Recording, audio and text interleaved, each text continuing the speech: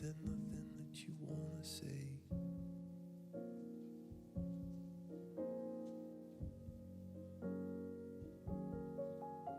I know you're hurting too,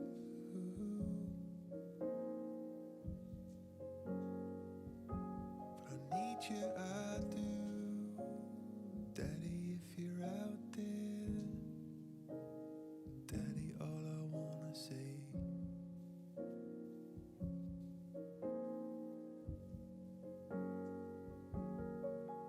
You're so far away.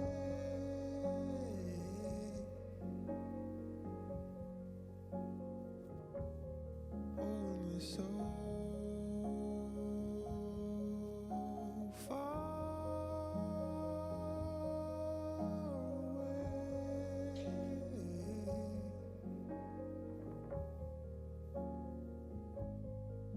It's okay, it's okay, I'm okay.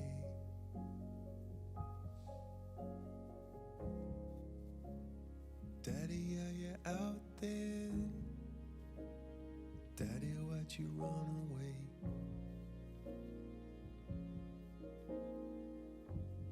Daddy, are you okay? Look, Dad, we got the same hair.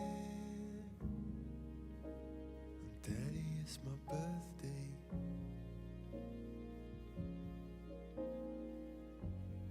All I wanna say is you're so far away.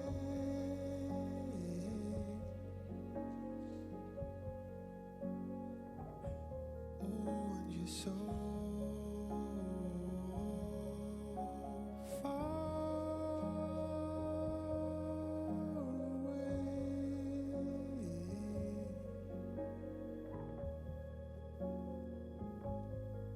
That's okay, it's okay, it's okay.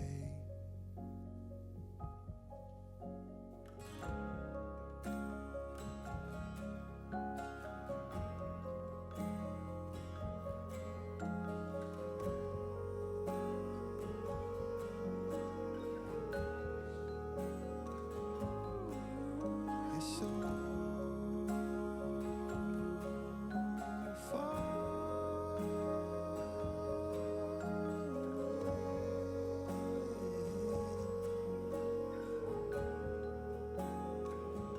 Won't you come and won't you stay?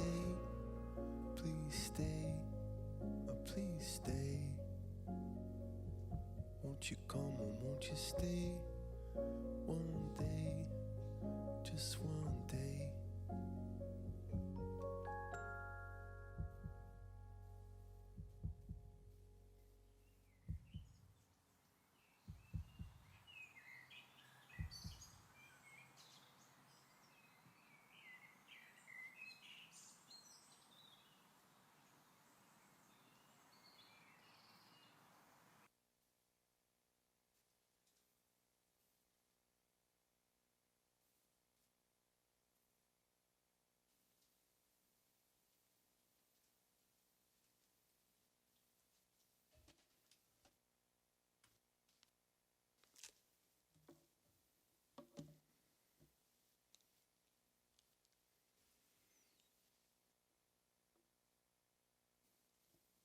You can shed tears that he has gone, or you can smile because he has lived. You can open your eyes left. Your heart can be empty because you can't see him, or you can be full of love. You can turn your back on tomorrow and live for yesterday, or you can be happy for tomorrow because of yesterday. You can remember him and only that he's gone, or you can cherish his memory and let it live on. You can cry, close your mind, empty and turn your back. Or you can do what James would want. Smile, open your eyes, love, and go on. Under normal circumstances, in a normal world, this room would be overflowing with the many family, friends, and colleagues gathered to honour and pay tribute to James, a man who was greatly loved and held in high regard by all who were fortunate to have known him. I would like to acknowledge the many family and friends who have joined us online. As we know, these are not normal times, and you, the people that James loved most in the world and who loved him, must farewell him in private. However, know that you are not alone. You are held today in the hearts and the thoughts of those who cannot physically be here with you. In fact, this room is still overflowing with love and grief and sorrow at James' loss and gratitude for his life. The time will come again when we can all gather together and celebrate the life of James Vernon Hoggan, a husband, father, grandfather, work colleague, and a great friend to many. I'd now like to invite you to come forward and each light a candle in remembrance. The lighting of the candle reminds us that James' memory will burn brightly in the hearts and the minds of those who love him.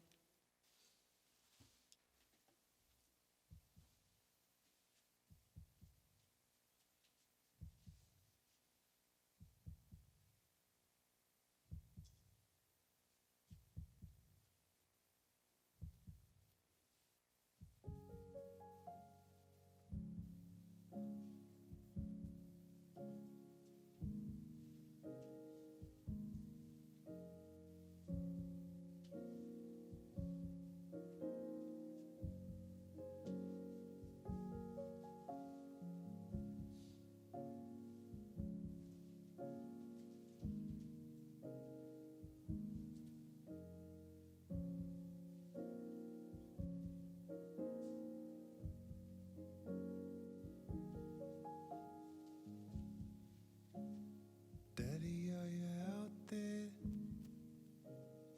Daddy, won't you come and play?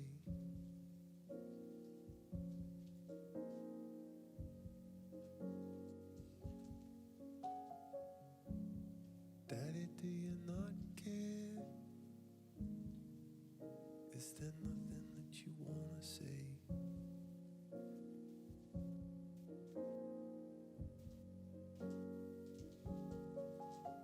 I know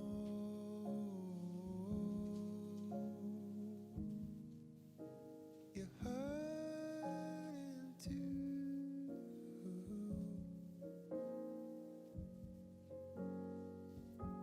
but I need you, I do.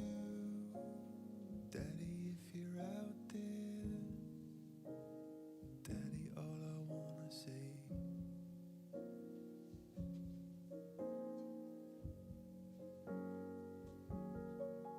you're so far away.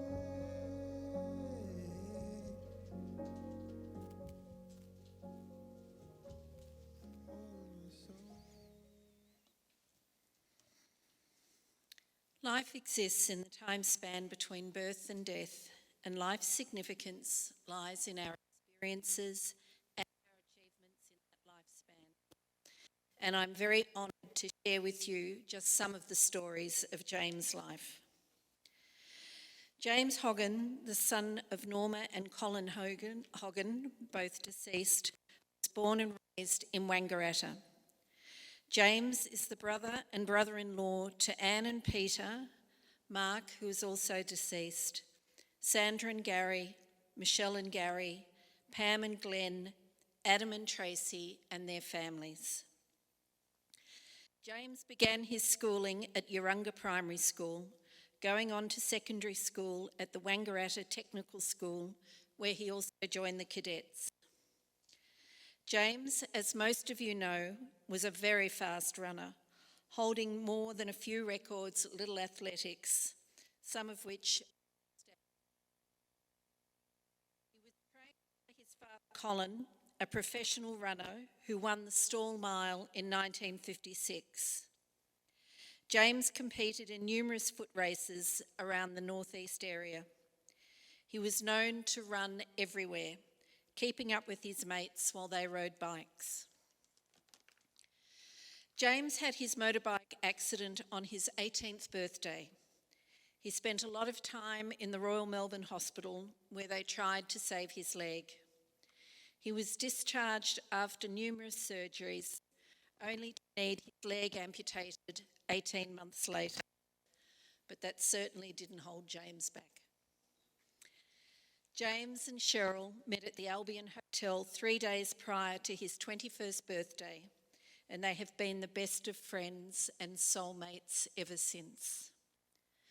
They married on the 3rd of October in 1981 and have been inseparable from that day, doing everything together: shopping, cooking, cleaning and gardening, and even going to put Tats Lotto on every Saturday morning and having a cuppa at the bakery.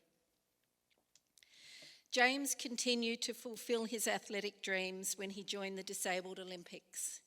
He competed in Hong Kong at the FESPIC Games in 1982, winning gold for high jump. And he also won silver at the International Games for the Disabled in New York in 1984. And we're privileged to have some of his medals with us today. James started his working life at Valchem in Wangaratta and became a health and safety advisor, which has taken him to work on the gas plant in Barrow Island in Western Australia, Oates Refrigeration in Wangaratta, and the rail overpass construction near Caulfield in Melbourne. He recently returned back to Melbourne to work on the Frankston rail line, again as an occupational health and safety. Other greatest achievements in life, perhaps his greatest achievements in life, was the birth of his 2 children. His first son, Peter, on the 4th of January 1984, followed by Justin on the 12th of April 1986. James loved his boys, and he was always there to support them in their ventures, especially Peter with his athletics and Justin with his football and cricket. They certainly took after Dad. James watched his boys grow up and become the young men he was so proud of. James and Cheryl were so excited to see the boys find their true loves and to go on to marry them: Peter and Jess, Justin and Jackie. James was over the moon when Jackie gave birth to Matilda on the 9th of August 2015. Matilda was the shining light in his eyes, and she could do no wrong. Dallas was born on the 2nd of May 2017 to Peter and Jess, and Charlie was born on the 18th of May 2018 to Justin and Jackie. James adored being a grandfather, and every weekend when he came home after working in Melbourne, the first thing he would want to do would be to see his grandchildren, and he had a special nickname for them all.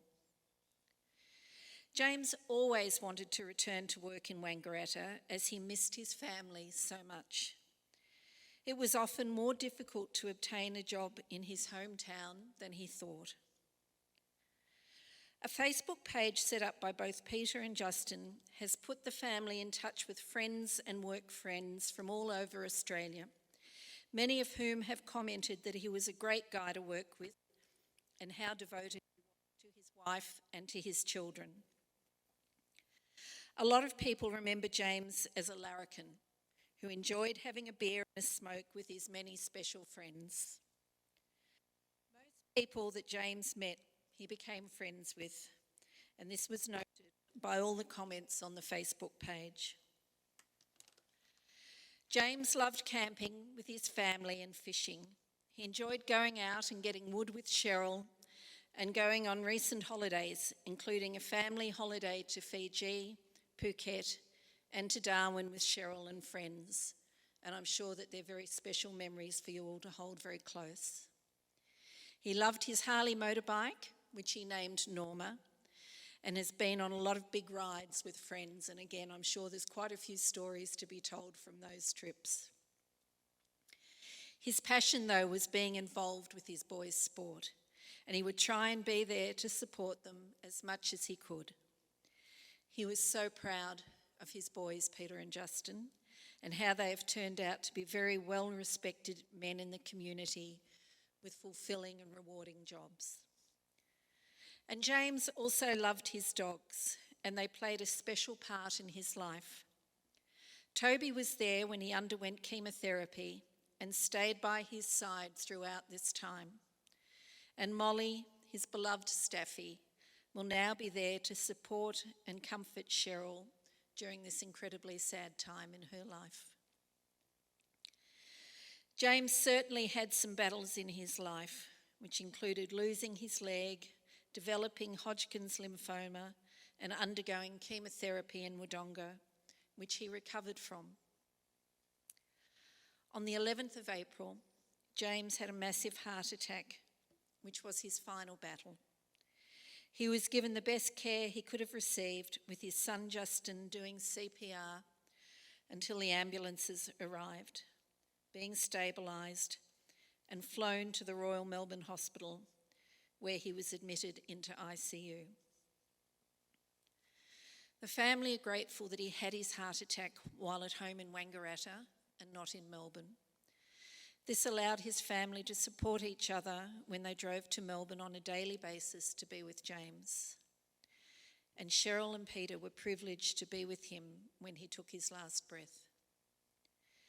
His family hope he will now rest in peace, knowing that he is at home. He will be greatly missed by his family and friends, and he is certainly much loved by all.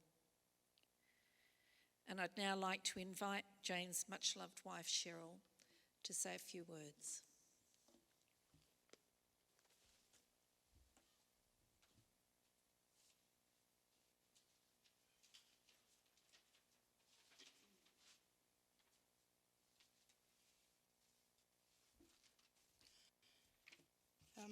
My dear James, you have left us so soon. I have known you for the last 40 years, where we started off as great friends. We were always soulmates and done everything together. We had plans of retiring together and travelling around Australia in a caravan with our beloved dog Molly, whom loved James so much. I remember that if I told Molly that Dad or any of the grandchildren were coming, she would wait in the front window for them to arrive and be very excited. I am so proud of Justin and Peter, who have stepped up to the plate and supported me greatly, especially this last 2 weeks. They have set up a Facebook page to allow all his friends and share their photos and stories. James had many friends who he made from all places he has worked over this time. They had commented on how great a person he was and also how he loved his family. I am so sorry a lot of family and friends who have not been able to be here due to this COVID-19. But at least watching this live streaming, it'll give you time to have closure along with those all present here. I especially want to thank Justin, it was read earlier, for his efforts when James collapsed, as this allowed us to be able to come to terms over the last 11 days of James's life. And I'd also like to thank Peter for being there with me when James took his last breath. Rest in peace, James. Till we meet again. Oh, my love, Pete.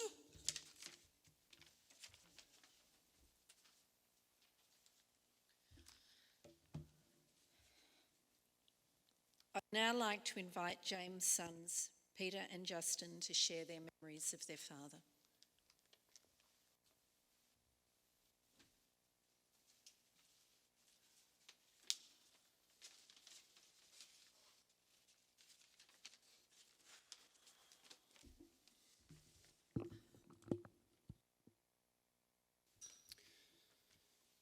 everyone.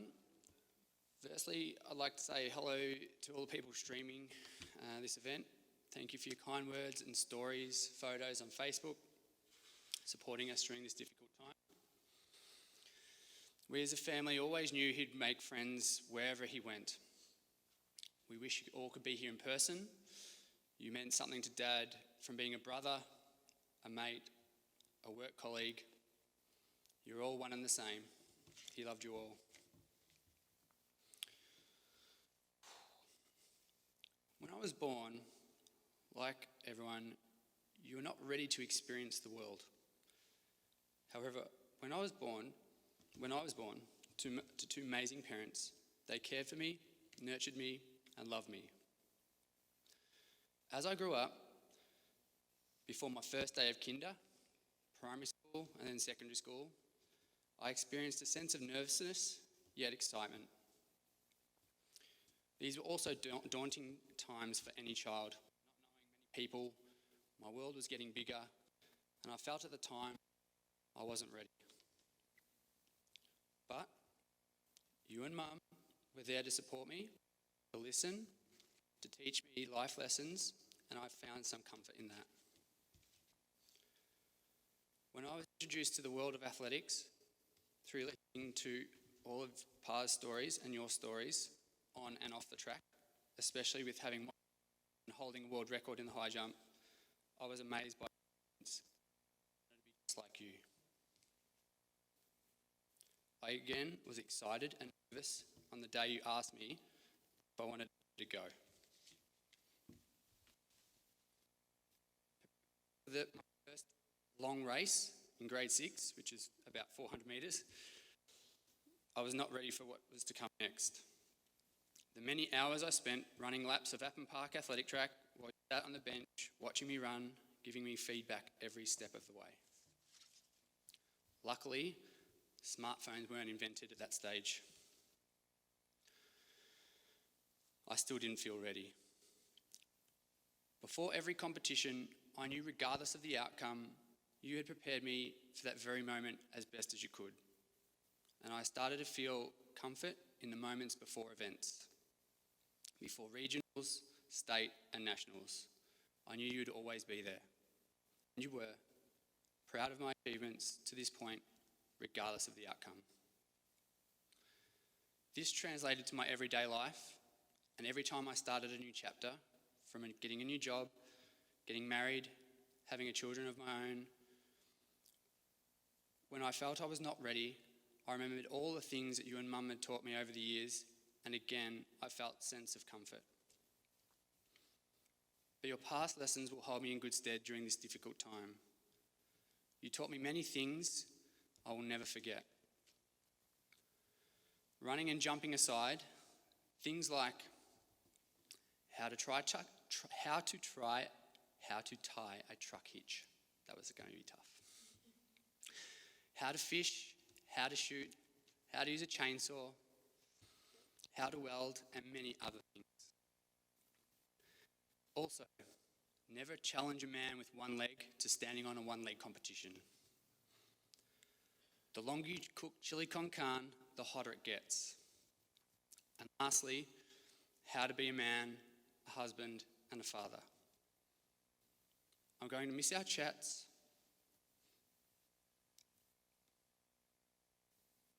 I'm going to miss our chats about life, family, kids, business, and all the small stuff. Also, you whinging about your lower back and how to get your emails back on your phone. I look forward to all of your stories when you have time to tell them to me when I meet you again. Love you, Dad.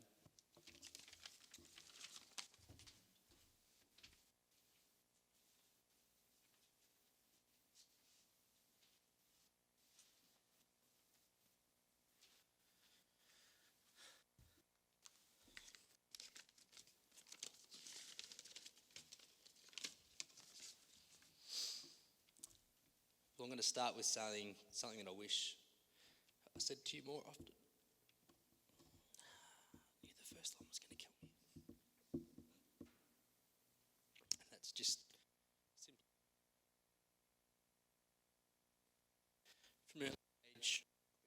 wrong in your eyes. Whether or not I was the entirely one to blame for burning lemons on the pot belly in the shed, or having empty beer cans all around, or just simply stealing your air horn and running amok around town. None of this was ever my fault in your eyes. We always blamed the other mates that I was with. These antics continued from the shed to the football field. To be honest, in Dad's eyes, I don't think I ever played a game of football where he didn't think that I was best on ground and got the 3 votes. There was also countless years at presentation nights when Dad would just nudge me in the ribcage and goes, "You should have won that. These voters must have been watching a different game to what I was." And these were just some of the best ways that Dad showed how proud of us boys he was. In life, Dad always wanted me to do an apprenticeship when I was younger, but I was never that keen.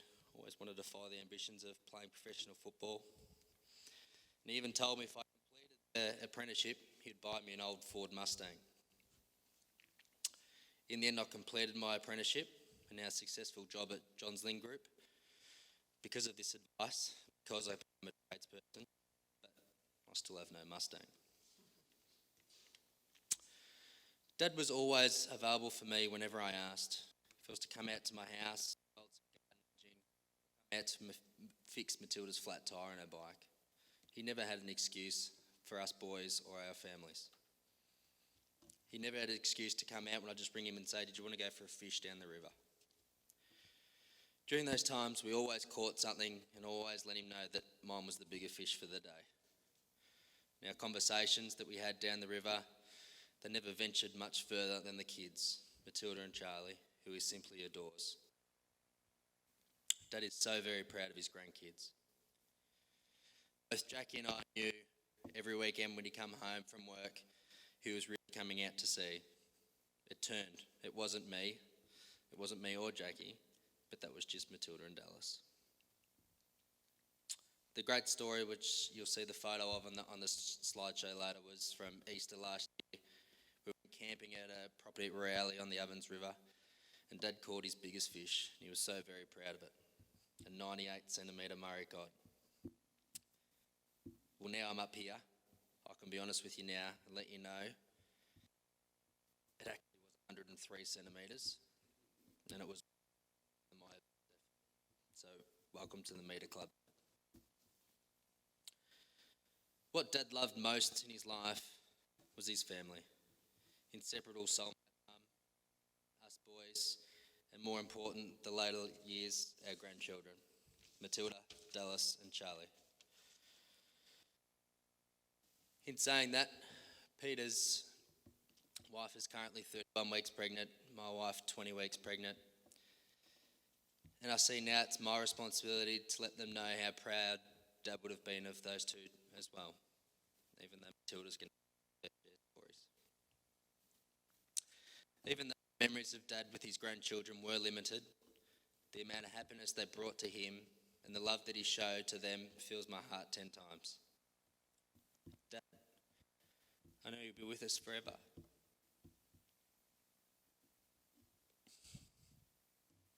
And always watching over us all. Love you dearly. And I'm going to miss you every day. Love always, Shorty. Hope your beers are cold up there, mate.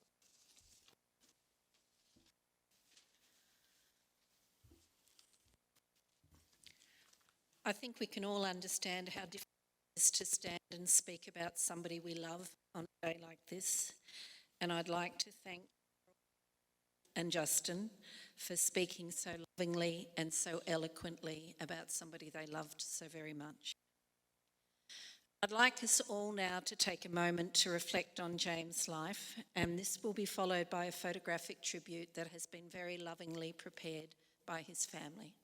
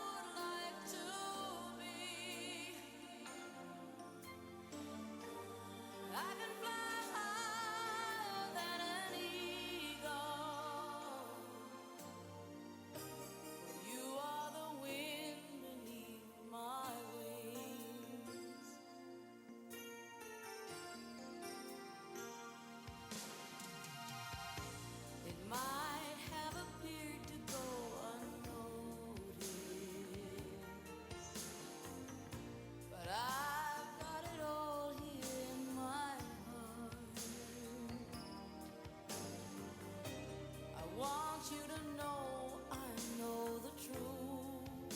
Of course I know you. I would be nothing without you. Did you ever know that you're my hero? You're everything I wish I could be. I could fly higher than an eagle. For you are the wind beneath my wings.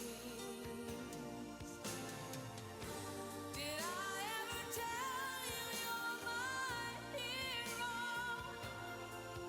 You're everything, everything I wish I could be. Oh, and I can fly higher than an eagle. You are the wind beneath my wings. 'Cause you are the wind beneath my wings. Oh, the wind beneath my wings. You are the wind beneath my wings. Fly, fly, fly away. You let me fly so high. Oh, you, the wind beneath my wings. Oh, the wind beneath my wings. Fly, fly so high against the sky, so high I almost touch the sky. Thank you,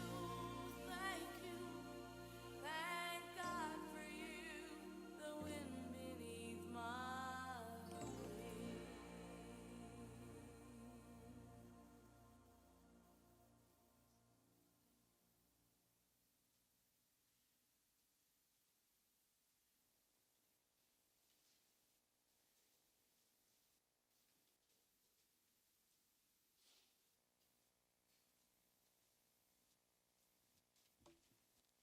They were beautiful memories. Thank you for sharing with us, and I'm sure there's many, many stories to be told from those photographs.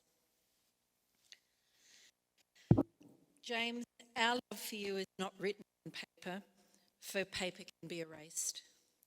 Nor is it etched on stone, for stone can be broken. Our love for you is inscribed in our hearts and will remain forever. And I'd like to invite you to join with me in the Lord's Prayer. Our Father, who art in heaven, hallowed be thy kingdom come, thy will be done on earth as it is in heaven.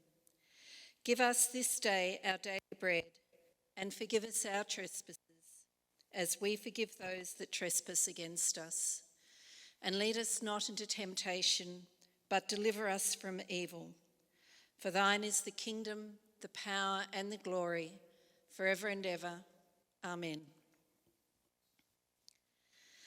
James was a man of great courage and dignity, a true gentleman in every sense of the word. Those who know him say they never heard a bad word said about him, and equally, they never heard James say a bad word about anyone. James was the sort of friend we all need in our lives. He reached out to people, offered an ear to listen to them, advice when it was wanted, and silent support when that was best. And he was never judgmental.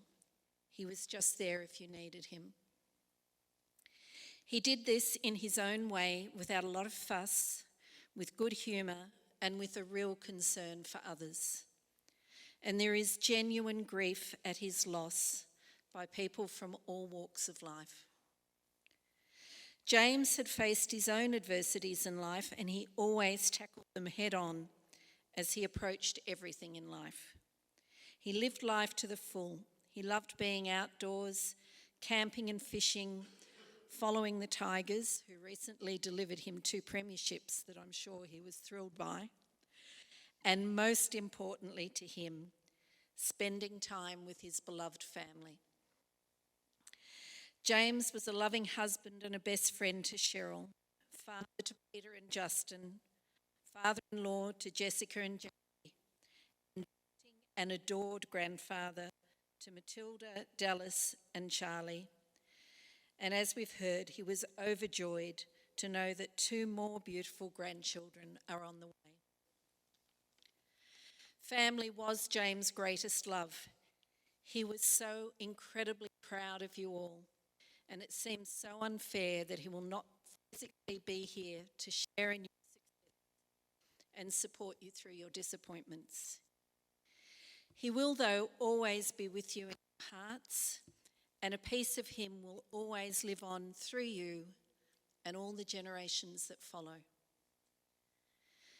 James' death was very unexpected, and his family would like to take a moment to pay tribute to and thank the paramedics who attended to James, the air ambulance team who rushed him to the Royal Melbourne Hospital, where the staff of the intensive care unit and the palliative care unit provided incredible care and compassion to James and his family, for which they are incredibly grateful. Cheryl, Peter, and all of James' extended family also wish to pay tribute and thanks to Justin, who fought so hard to save his father. As we prepare to farewell James from the chapel, I would like to share some final words. It's a reading called The Dash by Linda Ellis, and it's a beautiful reading, and a very close friend sent it to Cheryl because they felt that it was just summed James up in the beautiful words that it contains. I read of a man who stood to speak at the funeral of a friend. He referred to the dates on the tombstone from the beginning to the end. He noted that first came the date of birth and spoke the following date with tears. But he said what mattered most of all was the dash between those years. For that dash represents all the time that they spent alive on earth, and now only those who loved them know what that little line is worth. For it matters not how much we own, the cars, the house, the cash. What matters is how we live and love and how we've spent our dash. So think about this long and hard. Are there things you'd like to change? For you never know how much time is left that can still be rearranged. If we could just slow down enough to consider what's true and real, and always try to understand the way that other people feel, and be less quick to anger and show appreciation more, and love the people in our lives like we've never loved before. If we treat each other with respect and more often wear a smile, remembering this special dash might only last a while. So, as James' eulogy is being read, with his life's actions to rehash, I'm sure that he would be very proud at how he spent his dash. Could I ask you all please to stand as we farewell James?